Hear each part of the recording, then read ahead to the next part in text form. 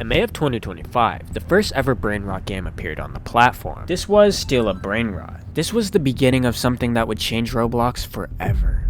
Just in case you don't know what a Brainrot is, to summarize it, it's basically a bunch of slop. For example, Italian Brainrot. But I do respect our goat Triple T Sahur. Something that's been known is that Roblox games have been slowly deteriorating over time. And a part of this is due to the Brainrot games. Stay tuned, subscribe, and low-key like the video, please. That's it. Thanks. Roblox has always been known for having problems on the platform, and lately the problems have been more succumbing to. Before we dive way too deep in this Brainrot shit, no matter what age you are, everyone, I mean everyone, has played the OG games of Roblox. And the big question is, what happened to these peak games? Well, nothing to be honest, but obviously they have had their fall off. But they are still doing quite well for how old they are.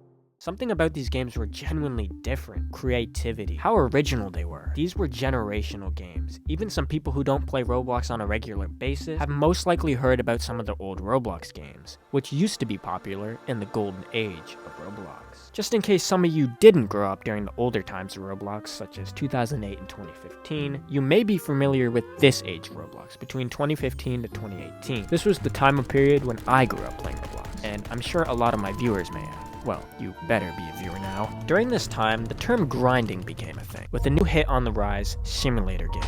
From what I believe, this was the early stages of Brainrot games in a way, but this is just my thoughts. Let me know yours in the comments.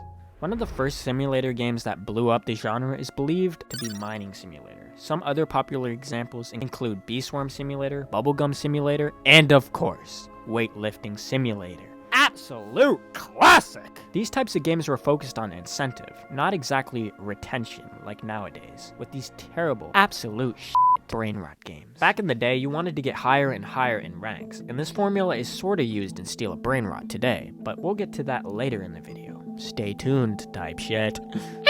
What I just named were the early stages of simulators, and well, unfortunately, all good things come to an end. Something I've personally believed is that greed can ruin things, and a lot of these developers don't care about the actual gameplay, rather just quick, pay-to-win mechanics in the games. This was the start of the monetization and retention era, where Roblox was reaching peaks it never hit before.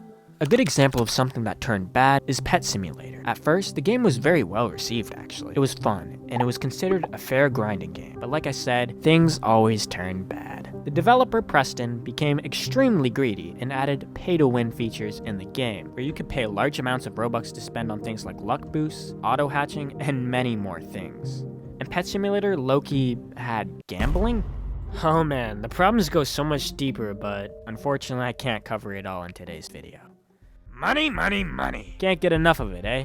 Well, certainly nowadays, it seems like that's the case. At the start of 2022 into 2023, copycat culture started becoming a very prominent thing on the platform, and becoming an increasingly big factor in whether a game was successful or not. It almost seemed like no more original, cool games were coming to the platform anymore.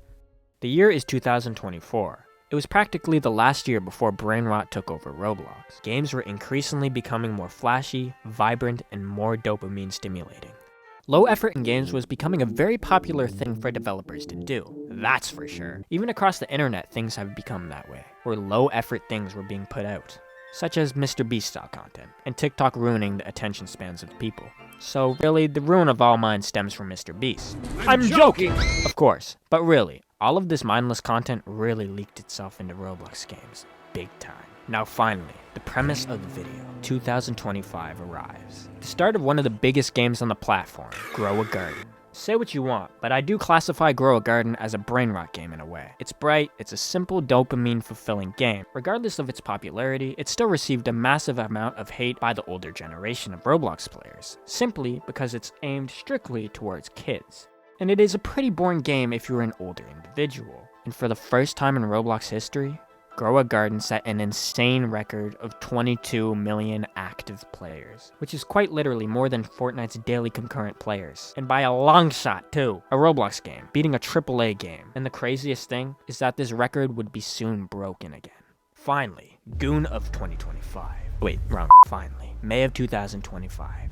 the birth of Brainrot games. Steal a Brainrot finally released to the public and was an instant success. The game consisted of Italian Brainrot characters like Triple T, Ballerina Cappuccino, etc. I'm not naming all those. And well, it's in the name, you steal Brainrots from people. It's a simple loop. Choose, earn, steal, and rebirth. It's simply addicting to the youth, apparently. I definitely haven't played this game at all. It has extremely low effort gameplay and literal toddlers can play this game. This is one of the reasons the downfall of popular games from the early days happened, because they're too complicated for kids to learn. Kinda like Bloxburg, which I mentioned in my last video. In October of 2025, Steal a Brainrot beat the all-time record Grow a Garden had by hitting 25 million active players. I can't even imagine the paycheck. Shit, I'm jealous, bro. I'll admit it. But you know what would make me a little less jealous? If you would consider joining the channel as a member. This will help support us for future videos and content. And it gives you some fun perks, such as early access to videos, member-only chat rooms, emojis, and loyalty badges. If not, low-key just hit that subscribe button and turn on noties. We got some bangers on the way. But anyway, this was truly the end of actual good Roblox games. Mindless slop. It breaks my heart, man. It's scientifically proven that this type of content is not healthy for the human brain, especially in young children that have developing brains. Obviously, it's not fully the game's fault. It spreads across every bit of internet and its culture. Clones of the game filled the platform, with different types of counterparts to steal a Brainrot. Like Find a Brainrot and My Fishing Brainrot as some examples. The whole front page was dominated in effortless Brainrot games. Good, high-effort games were no longer getting as popular. The thing is, Gen Alpha growing up with these games sets a new expectation for new games. Do I think high-effort games will pop off again? Well, of course, it's Roblox. Trends come and go, but for now, the main domination of Roblox is Brainrot and low-effort games. I really have no idea how the future of Roblox looks, especially with all the horrible things happening on the platform, but one thing I can say, it does worry me that kids are growing up believing that the fast dopamine style of games are the only type of enjoyable ones, and in return, slow games are boring in comparison. And the final question, is Roblox doomed as a whole? Well, monetarily wise, hell no! These developers are making straight bang from these games, and I see no plans for these games to stop coming out. But, did Brainrot games really ruin Roblox? Or are we simply blinded by nostalgia? In this clip I'm about to play, Flamingo speaks on old Roblox and its nostalgia. I've said this before and I'll say it again. You don't miss the old Roblox. You miss being happy. You used to be happy when you first found this. You're not getting your childhood back and you're not getting your joy back. Sorry. And what he said was low-key facts. People always find a way to hate on the newer generation. But it really isn't their fault they grew up in a time like this. The older generation will always hate on the younger people. It's a way to cope with the fact that we will never be kids again. And it's damn near impossible and painful to accept that. And so instead, all people do is choose to hate. We'll never experience the joy we once had as kids. All we can do is try to enjoy what we have now. Thank you for watching.